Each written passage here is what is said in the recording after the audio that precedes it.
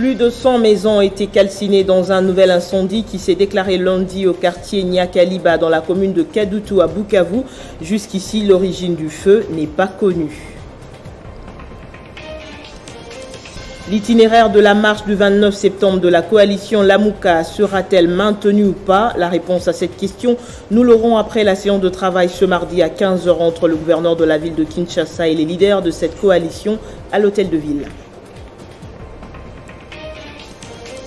Et en séjour à Goma, le leader d'Ensemble pour la République a salué la position affichée du chef de l'État contre la proposition de loi Tchani, considérant la démarche comme une distraction. Moïse Katumbi a en outre apporté assistance aux sinistrés de Nyiragongo.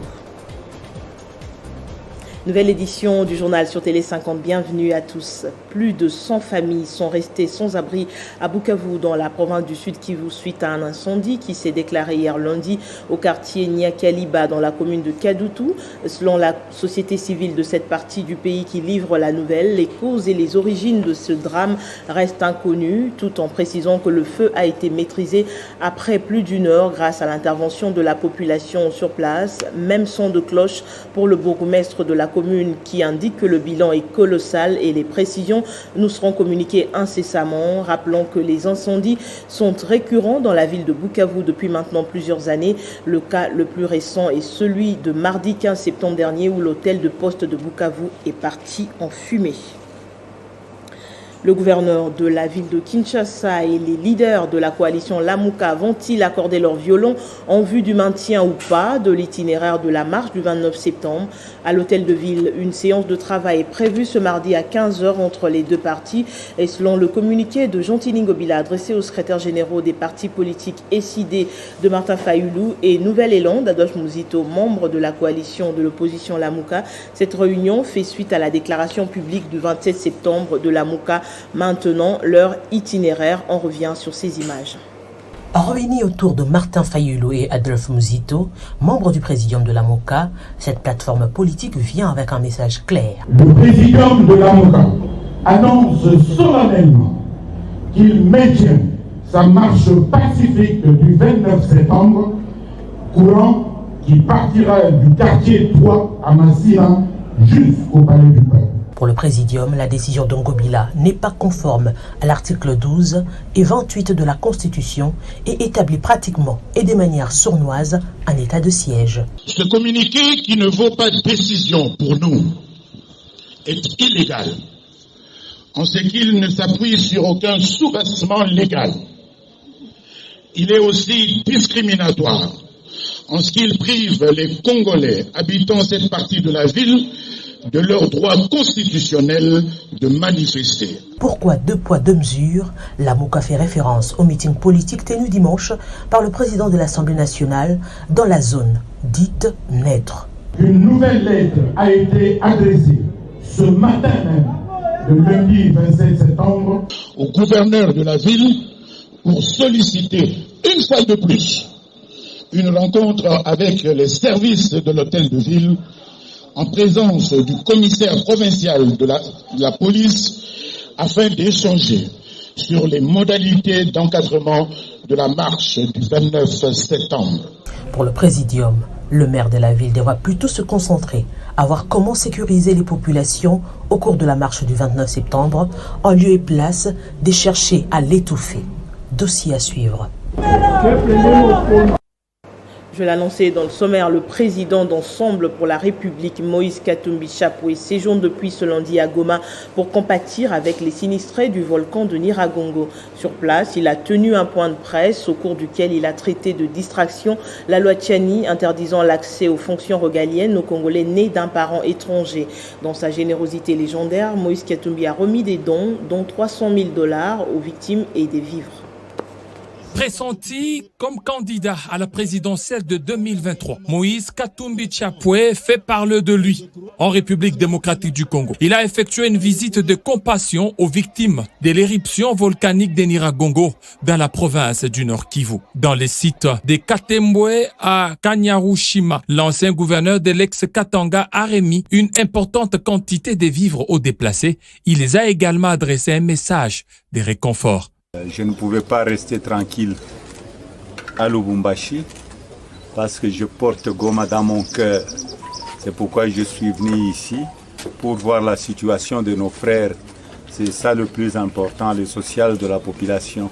Par la même occasion, Moïse Katumbi Tchapoué a déploré les conditions difficiles dans lesquelles vivent ces déplacés. Certains d'entre eux dorment à même les sols, situation qui a choqué les leaders d'Ensemble pour la République.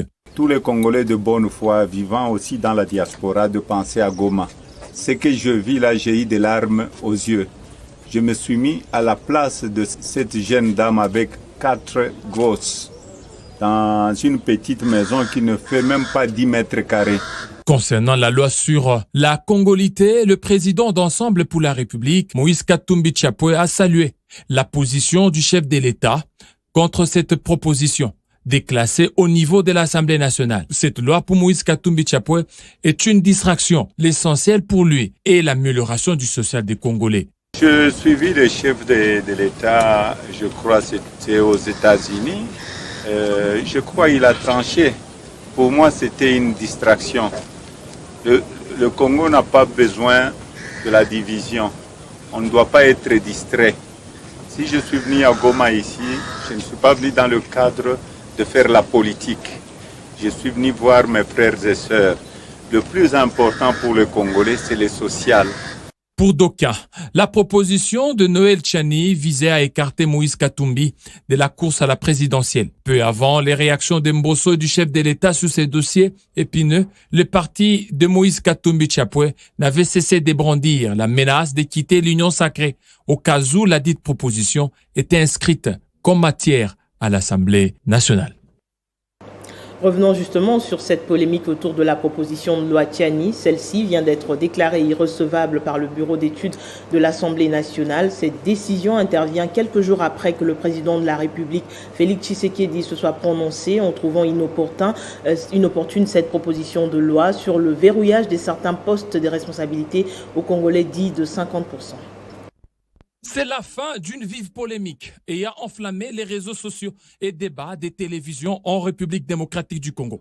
Depuis que la proposition de loi sur la congolité a été déposée au bureau de l'Assemblée nationale le 8 juillet par le député National Ntingi Pululu. La loi sur la congolité qui a inquiété une partie de la société civile et certains députés vient d'être déclarée irrecevable par le bureau d'études de l'Assemblée nationale selon une source bien introduite au bureau, Christophe Mbosso. À en croire, le texte initié par Noël Tchani, candidat malheureux à la présidentielle de 2018, heurte fondamentalement les dispositions constitutionnelles qu'il faut préalablement changer avant d'aller dans le sens de sa proposition. Tout est désormais clair à ce stade que cette proposition de loi ne pourra plus être alignée dans les calendriers des matières pour être débattue au cours de cette session ordinaire de septembre.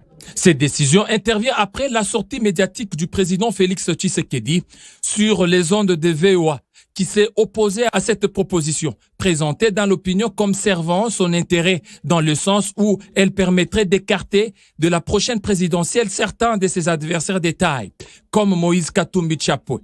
La proposition de Noël Tchani a tout simplement été déclarée irrecevable. Selon certains observateurs, avec cette sentence, les candidats malheureux à la présidentielle 2023 n'aura peut-être plus une chance de voir son texte de loi être aligné au calendrier des activités de la Chambre basse du Parlement. Noël Tchani envisage de rencontrer Christophe Mbosso Kodia, président de l'Assemblée nationale, pour des échanges au sujet de sa proposition de loi portée au Parlement par les députés Ntingi Pululu. Qu'est-ce qu'il faut attendre encore de cette rencontre quand on sait que déjà, à Lubumbashi, le président Christophe Mbosso Kodia a répondu aux journalistes que la proposition de loi de Noël Tchani n'est pas une priorité pour le moment. Sachez aussi que les ministres de l'Intérieur, de la Justice, des Finances, de la Défense et celui des Relations avec les parlements sont attendus ce mercredi 29 septembre au Sénat pour répondre aux préoccupations des sénateurs qui leur ont été exposées jeudi dernier. Il s'agit de la poursuite de la séance d'évaluation de l'état de siège en Ituri et au Nord Kivu. À cet effet, le président du Sénat, Modeste Bati Lukwebo, vient de saisir le Premier ministre afin d'instruire ses ministres pour répondre à l'invitation de la Chambre haute du Parlement. Le syndicat national des vendeurs du Congo a décrété un mouvement de grève à partir de ce mardi sur l'étendue du territoire national afin de lutter contre l'exercice du petit commerce par les étrangers, un mot d'ordre qui n'a pas été respecté sur le terrain parce que les commerçants dont les activités ont tourné normalement depuis ce matin se plaignent. L'appel avait pourtant été lancé hier par le président du syndicat national des vendeurs du Congo pour lutter contre l'exercice du petit commerce par les étrangers. Le mot d'ordre pour la grève, qui devrait débuter ce mardi, n'a pas visiblement été respecté par les commerçants, comme l'attestent ces images. Approchés par Télé 50, ces commerçants disent être au courant, mais ne sont pas en mesure de respecter les mots d'ordre, vu la crise que traverse le pays. Ils appellent le gouvernement à faire appliquer la loi. Pour nous pensons qu'il faut appliquer la loi. Il faudrait que les étrangers vendent en gros et non en détail. La loi consacre l'exclusivité de l'exercice du petit commerce aux seuls nationaux. Les étrangers, eux, sont obligés de ne pratiquer que la vente en gros au terme de la loi. Le syndicat national des vendeurs du Congo pense qu'il est plus qu'opportun pour les commerçants congolais, maintenant qu'il y a la volonté politique de faire avancer les choses, de lutter pour que l'exercice du petit commerce reste l'apanage des nationaux. Et en dehors de nos frontières, actualité que nous allons commenter avec notre invité tout à l'heure, la Guinée vient d'instaurer une nouvelle constitution qui a été dévoilée hier lundi dans la soirée. Cette feuille de route permettra l'interaction entre la junte et les différentes forces vives guinéennes pendant cette période de passation de pouvoir. Cette transition permettra au nouveau gouvernement de répondre aux attentes de la population guinéenne. Cela fait exactement 22 jours après le renversement du régime de l'ex-président guinéen Alpha Condé.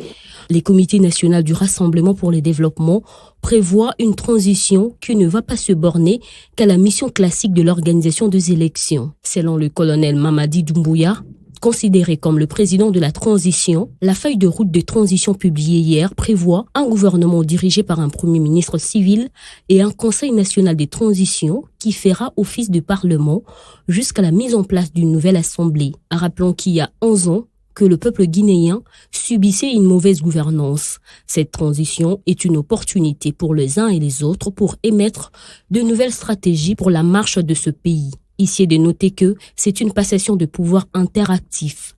Cette dernière aura des impacts positifs en Guinée-Conakry. Du haut de la tribune des Nations Unies lors de la dernière Assemblée générale à New York, le Premier ministre malien Choguel Kokala Maïga dit, je paraphrase, « Le retrait des militaires français est un abandon en plein vol ». Des propos tout de suite réfutés par Paris. On décrypte ce sujet avec notre éditorialiste sur ce plateau, Jean-Marie Kassamba. Bonjour et bienvenue à vous. Bonjour. Quelle lecture faites-vous par rapport à ce retrait des militaires français? Les autorités maliennes ne sont pas allées si vite pour parler de l'abandon. Ben, ça fait partie de la stratégie, on va dire, des grandes puissances lorsque la situation dégénère. Rappelez-vous ce qui s'est passé en Somalie, lorsque les Américains avaient instauré ce qu'ils appelaient la paix, Restore Hope, et l'agression, pour ne pas dire le martyre du soldat américain qu'on avait traîné dans Mogadiscio, avait poussé les Américains à quitter la Somalie, et abandonnant la Somalie à son propre sort. Jusqu'aujourd'hui, la Somalie est déstabilisée. Rappelez-vous ce qui vient de se passer en Afghanistan avec 22 ans de présence occidentale, notamment américaine.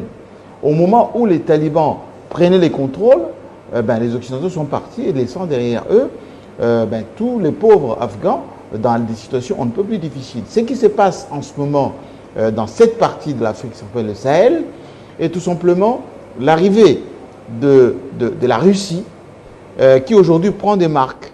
République centrafricaine, la Libye, aujourd'hui c'est le Mali et demain ça sera peut-être le Burkina Faso. Puisque vous parlez de la Russie, donc la société paramilitaire russe Wagner et le Mali sont presque arrivés à un accord. Est-ce que la France regrette la décision de mettre fin à l'opération Barkhane? Bon, la France a beaucoup d'intérêt à protéger dans cette partie. La France va se réconcilier sur le Niger parce qu'il y a l'uranium du Niger qui représente pour la France et pour notamment Areva une source d'approvisionnement plus qu'importante. Donc la France va rester au Niger, la France va rester un tout petit peu au Tchad, mais avec un point focal au Sénégal. Autrement dit, le Mali, qui est un grand pays, comme les Soudans autrefois, va être un peu, je dirais, le point pivot de la Russie. Et donc, vous allez voir dans le sujet qu'on va aborder tout à l'heure, la France est en train de se redéployer pour quand même garder les contacts avec cette partie de l'Afrique. Sans le Sahel, l'économie française est quasi par terre. Rappelez-vous que l'Algérie, qui fournit à la France le gaz, est en train de vouloir s'émanciper. Et l'Algérie s'implique aussi dans la crise sahélienne. Donc c'est pour vous dire que la situation qui aujourd'hui traverse le Mali risque d'avoir des ramifications jusqu'en Afrique centrale ici. Et donc les Occidentaux partent souvent, c'est pas parce qu'ils nous aiment bien, parce que on représente quelque chose pour eux, mais parce que quand leurs intérêts sont attaqués a priori, ils prennent le recul, mais ils se redéploient ailleurs. Mais quelles seraient les conséquences alors si les mercenaires venaient au Mali? Ce ne sont pas des mercenaires. Vous savez, celui qui vient de prendre le pouvoir en Guinée-Conakry fait partie de la Légion étrangère. La Légion, c'est aussi l'armée de mercenaires, pour ne pas dire beaucoup de forces étrangères qui font partie de la Légion étrangère. Wagner, c'est tout ce que les Américains ont aussi dans ces troupes qui déploient partout. La Russie a aussi ses sociétés de sécurité privées, comme les Américains, comme les Français, comme beaucoup de grandes puissances, sauf peut-être la Chine jusque-là. Et donc, aujourd'hui, ils ont déjà pris les contrôles de la République centrafricaine. Touadéra est parti à Moscou, il y a des équipements. Au niveau du Mali, celui qui a le pouvoir aujourd'hui est d'obédience russe. Et ils ont déjà pris les contrôles, notamment de la Libye, comme ça s'est passé en Syrie. Et donc, ce sont les jeux des grandes puissances. Et la France est en train de peut-être se redéployer ailleurs pour jouer encore un rôle beaucoup plus important. Nous vous gardons sur ce plateau pendant qu'on va prendre un autre sujet. Le prochain sommet France-Afrique se fera dans un format un peu particulier, sans chef d'État africain, mais seulement avec la société civile. Il se tiendra le 8 octobre à Montpellier autour du président français Emmanuel Macron. C'est une première au sommet France-Afrique. Aucun chef d'État africain sera présent. Le président français Emmanuel Macron préfère dialoguer tête à tête avec la société civile qu'avec ses homologues d'Afrique. Cet échange, qui prend en compte la relation entre la France et l'Afrique, qui a pu réaliser ces rencontres, qui sont actuellement dans plus de 10 pays d'Afrique. Ce moment permettra de produire les résultats de cette relation, d'identifier les traces de la jeunesse. Ces différentes propositions feront l'objet d'un échange lors d'une plénière exceptionnelle en présence du président de la République française, basée autour de cette relation. Ces nouveaux espaces de rencontre, organisés par le ministre d'Europe et des Affaires étrangères, se tiendra du 6 au 8 octobre prochain à Montpellier. Un événement qui vise notamment les rencontres des acteurs politiques, entrepreneurs, intellectuels et chercheurs, en questionnant et en définissant de nouveaux défis sur le roc de base entre la France et l'Afrique et créer un nouvel espace de dialogue visant l'avenir. Notre éditorialiste Jean-Marie Kassamba est toujours avec nous pour le décryptage. Est-ce que ce sommet France-Afrique en est réellement un sans président? En réalité, c'est un coup de charme, tout simplement, de Macron, qui prépare déjà pour sa réélection. C'est le deuxième mandat qu'il ne risque de ne pas avoir, parce que le bilan est quasi un peu difficile. Ça a été moins bon que Nicolas Sarkozy, encore moins bon que François Hollande.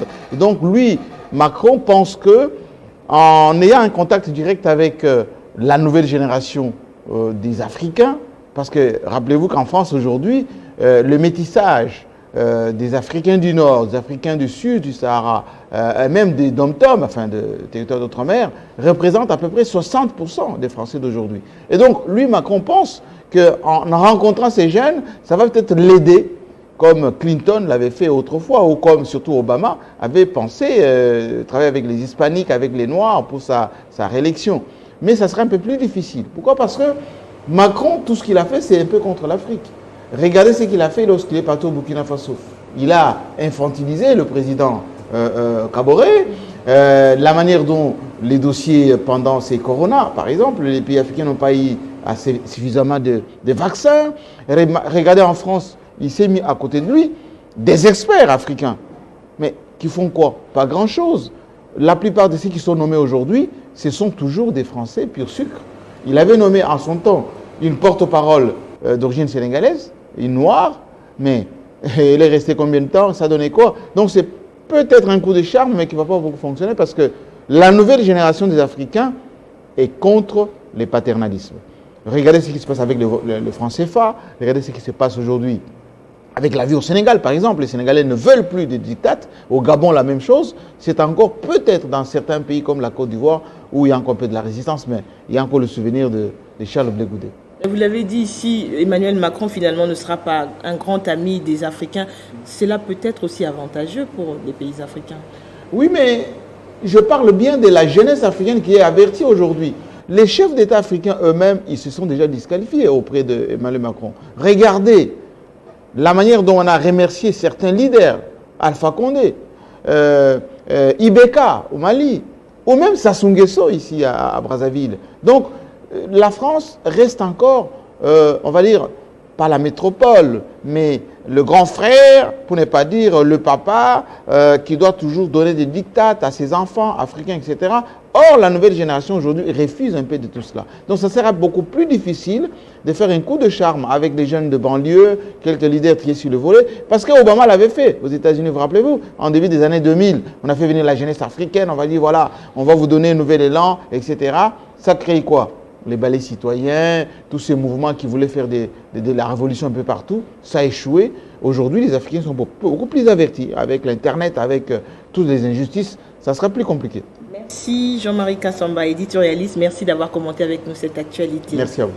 Et en sport, Ligue des champions européenne, c'est aujourd'hui que débute la deuxième journée avec 8 matchs au programme. Dans le groupe A, le Paris Saint-Germain recevra Manchester City sous le coup de 20h. À la même heure, le Real Madrid accordera son hospitalité à Sheriff Shakhtar qui jouera Inter Milan, Ajax Besiktas, Dortmund Sporting. L'AC Milan croisera l'Atlético Madrid puis Porto de Chancel Mbemba, l'international congolais, affrontera Liverpool de Sadio Mané. Et on passe au rappel des principaux titres. Plus de 100 maisons ont été calcinées dans un nouvel incendie qui s'est déclaré lundi au quartier Nyakaliba dans la commune de Kadutu à Bukavu. Jusqu'ici, l'origine du feu n'est pas encore connue.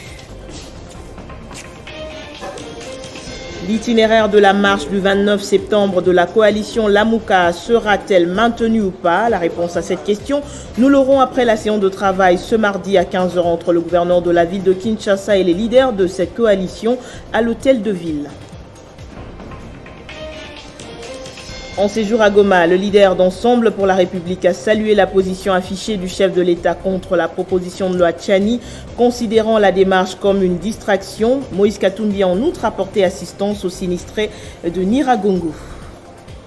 La revue de presse est dans un instant sur votre chaîne. Restez avec nous.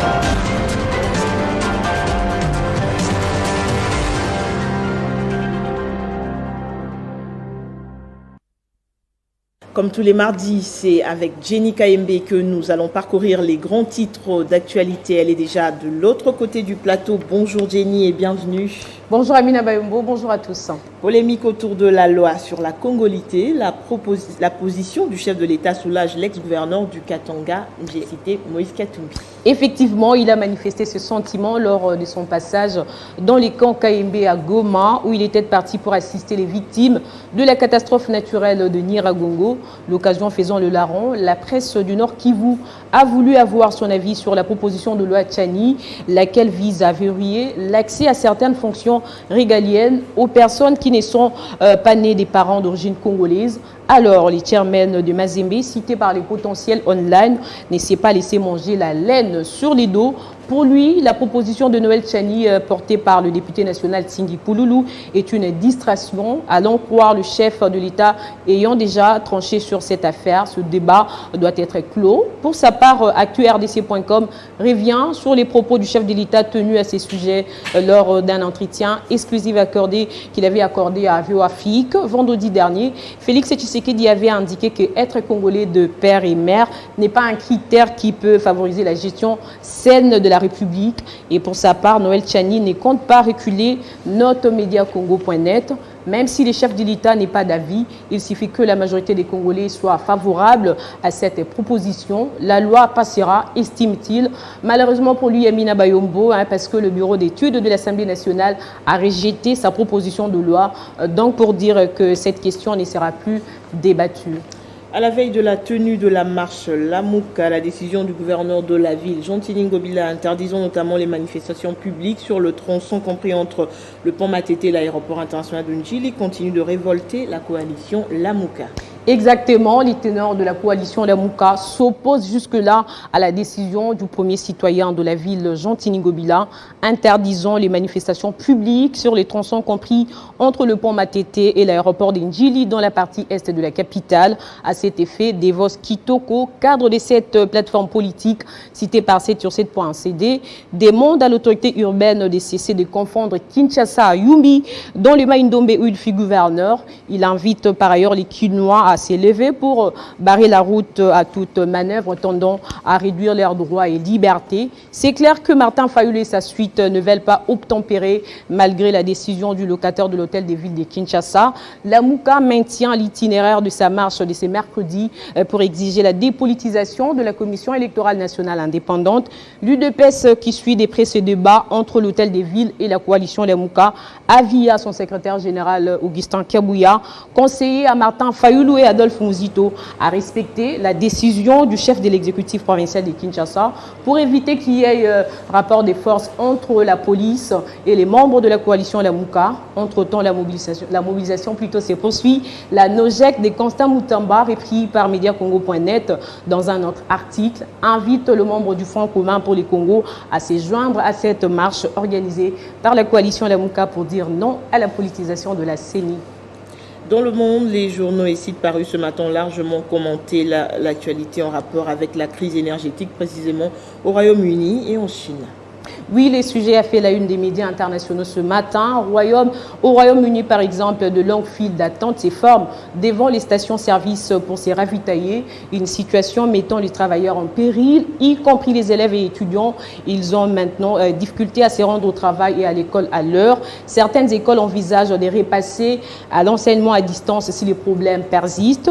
Et nombreux travailleurs pressent déjà les gouvernements d'agir en urgence pour leur permettre de se ravitailler. C'est ce que rapporte France24.com. La crise énergétique n'affecte pas seulement l'Europe, Amina Bayombo, elle a aussi affecté la Chine du Nord. Des très grandes agglomérations comportant plusieurs millions d'habitants sont plongées dans le noir depuis quelques jours, rapporte Radio France Internationale. D'après les sites, après l'industrie, ces pannes géantes d'électricité perturbent la vie quotidienne des habitants. Il n'y a pas seulement le nord, mais aussi le sud, précisément j'y arrive, dans la province du Guangdong, où il est recommandé aux habitants de limiter l'usage de la climatisation, de préférer les escaliers aux ascenseurs. Ces coupures d'électricité ralentissent les chaînes de montagne de l'atelier du monde et menacent de rompre la chaîne d'approvisionnement mondiale, conclut ce site français. Merci pour cette revue de presse transversale, Jenny Kaïbe. Merci à vous autant. Merci à tous de votre attention. L'actualité continue sur votre chaîne. À très bientôt.